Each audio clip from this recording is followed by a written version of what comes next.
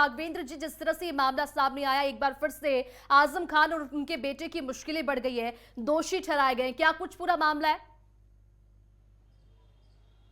बिल्कुल माधुरी, 2019 का ये मामला आज कहीं न कहीं से आजम खां के लिए बहुत बड़ी मुसीबत बनकर आया है। जिस तरह से आकाश सक्सेना बीजेपी नेता ने शिकायत दर्ज कराई थी कि अब्दुल्ला आजम का जो पैन कार्ड है वो 2 पैन कार्ड इसके पास है और उम्र की सीमा को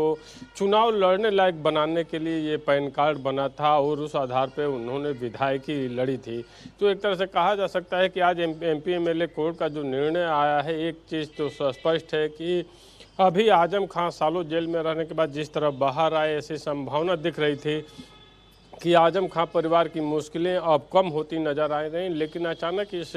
2019 के मामले में एमपी एमएलए कोर्ट का निर्णय आने के बाद से कहा जा सकता है कि आजम खां और उनके बेटे अब्दुल्ला आजम दोनों की मुश्किलें बढ़ गई हैं, क्योंकि दोनों को दोषी करार दिया गया है। तो कहा जा सकता है कि जेल के दरवाजे फिर से आजम खां परिवार के लिए खुलते दिखाई दे रहे हैं और अब उनकी विधायकी बचेगी कि नहीं, ये एक बहुत बड़ा सवाल है। इसके अलावा जो सज़ा का प्रावधान होगा वो बहुत बड़ी होगी, क्योंकि अगर फर्जी पैन कार्ड पे जिस तरह से आज आदेश एमपी एमएलए कोर्ट का आया है, जिस तरह आजम दोषी करार दिए गए हैं, अब्दुल्ला आजम भी, तो कहा जा सकता है कि उत्तर प्रदेश की राजनीति में चूँकि 2027 में विधानसभा का चुनाव होना है,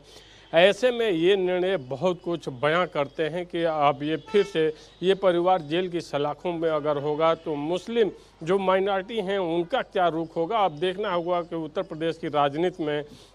इसका प्रभाव कितना पड़ता है, क्योंकि आजम खां कहीं न कहीं रामपुर की वो शख्सियत है, जब मुलायम सिंह की सरकार हुआ करती थी या अखिलेश यादव की सरकार होती थी तो बहुत बड़े ओहदे पे रहते थे और मुख्यमंत्री की हैसियत में चलते थे। जिस तरह से उन्होंने मुलायम सिंह के जन्मदिन में विदेशी बग्गी बुलाकर जन्मदिन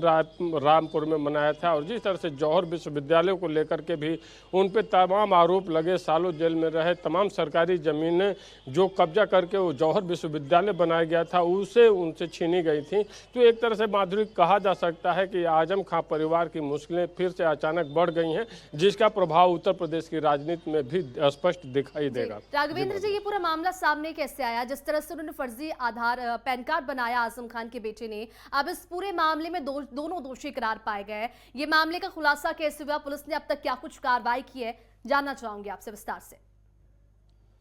बिल्कुल माधुरी, अगर पूरे मामले की बात करें तो जिस तरह से जब ये चुनाव लड़े थे, कहते हैं कि जब हमारे साथ का ही कोई होता है तो बातें वहीं से लीक होती हैं और फिर बातें दूर तक जाती हैं। और अब्दुल्ला आजम की उम्र को लेकर उस समय भी चर्चा उठी थी कि अभी इनकी उम्र उतनी नहीं हुई है और ये चुनाव लड़ रहे हैं, तो कुछ ऐसी शुभगाहट देखने को मिली कि इनके 2 पैन कार्ड बने हैं, जिस पे बीजेपी नेता आकाश सक्सेना ने एफआईआर दर्ज कराई थी, शिकायत दर्ज कराई थी और जब छानबीन हुई तो 2 पैन कार्ड रखने के आरोप सिद्ध हुए हैं और इसी आरोप के मामले में एमपी एमएलए कोर्ट का भी निर्णय आया है, जिसमें आजम खां और अब्दुल्ला आजम दोनों को दोषी करार दिया गया है। तो कहा जा सकता है कि उत्तर प्रदेश की राजनीति में ये एक बहुत बड़े घटनाक्रम के भी रूप में देखा जाएगा, क्योंकि आजम खां और रामपुर और पश्चिमी यूपी की जो सियासत है वो इससे प्रभावित होगी अगर अब्दुल्ला आजम भी जेल जाते हैं, क्योंकि अब तक आजम खां जेल में रहते थे और लगातार जिस तरह से जेल से छूटने के बाद उनके बयान आते थे, उसके बाद अचानक ये एमपी एमएलए कोर्ट का 2 पैन कार्ड रखने के आरोप में इतने बड़े 420 फर्जीवाड़ा का जो आरोप लगा था वो आज सिद्ध हुआ है और दोनों को दोषी करार दिया गया, जो उत्तर प्रदेश की राजनीति में स्पष्ट अपना छाप छोड़ेगा। जी बिल्कुल, तो एक बार फिर से आजम खान की मुश्किलें बढ़ गई है राघवेंद्र, जिस तरह से पुलिस ने ये पूरी कार्रवाई की है, क्या राजनीतिक दल की ओर से अभी तक कोई प्रतिक्रिया सामने आई इस पूरे मामले को लेकर?